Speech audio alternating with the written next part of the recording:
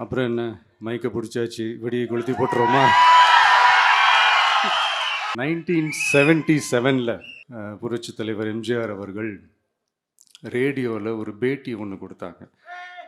அதில் பேசும்போது சொன்னாங்க, பேரறிஞர் அண்ணா அவர்கள் இருந்த இடத்தில் இப்படிப்பட்டவர்களும் அமர்கின்ற ஒரு நிலைமை ஏற்பட்டுச்சேன்னு எண்ணி எண்ணி கண்ணீர் வடித்தேன். அன்னைக்கு அந்த கண்ணீரை துடைக்க ஆரம்பித்த இயக்கம் தான் அண்ணா திராவிட முன்னேற்ற கழகம்னு சொன்னார். அதே மாதிரி 2017 அப்புறம் 2021 அப்புறம் தமிழ்நாட்டுடைய நிலைமையை பற்றி யோசித்து பார்த்த நம்ம தமிழக மக்கள் காமராஜர் அவர்கள் இருந்த இடத்தில், அண்ணா அவர்கள் இருந்த இடத்தில், எம்ஜிஆர் அவர்கள் இருந்த இடத்தில் இப்படிப்பட்டவர்களும் அமர்கின்ற ஒரு நிலைமை ஏற்பட்டுச்சேன்னு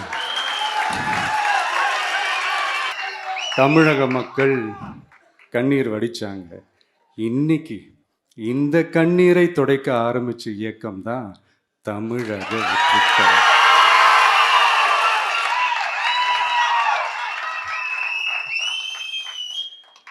இப்படியெல்லாம் நம்ம பேசுறதுனால கண்டிப்பாக சில பேர் கொந்தளிப்பாங்க.